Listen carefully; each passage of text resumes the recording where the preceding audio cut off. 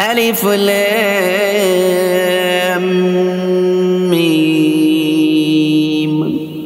غلبت الروم في أدنى الأرض وهم من بعد غلبهم سيغلبون في بضع سنين.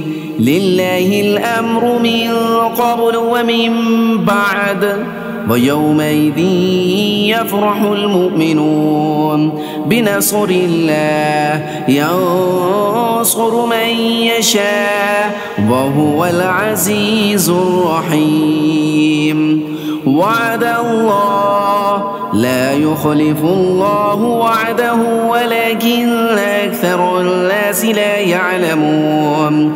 يعلمون ظاهرا من الحياة الدنيا وهم عن الآخرة هم غافلون. أولم يتفكروا في أنفسهم ما خلق الله السماوات والأرض وما بينهما إلا بالحق وأجل مسمى وإن كثيرا من الناس بلقاء ربهم لكافرون.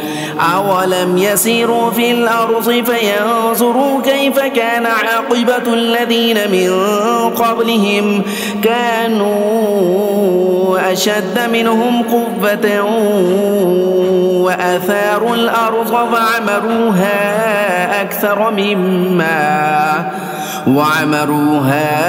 أكثر مما عمروها وجاءتهم رسلهم بالبينات فما كان الله ليظلمهم ولكن كانوا أنفسهم يظلمون. ثم كان عاقبة الذين أساءوا السوء كذبوا بآيات الله وكانوا بها يستهزئون. الله يبدأ الخلق ثم يعيده ثم إليه ترجعون. ويوم تقوم الساعة يبلس المجرمون ولم يكن لهم من شركائهم شفعاء وكانوا بشركائهم كافرين. ويوم تقوم الساعة يومئذ يتفرقون. فأما الذين آمنوا وعملوا الصالحات فهم في روضة يحبرون. وأما الذين كفروا وكذبوا بآياتنا ولقاء الآخرة فأولئك في العذاب محضرون.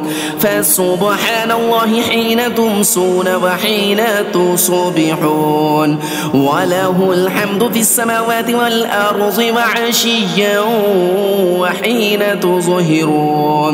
يخرج الحي من الميت ويخرج الميت من الحي ويحيي الأرض بعد موتها وكذلك تخرجون.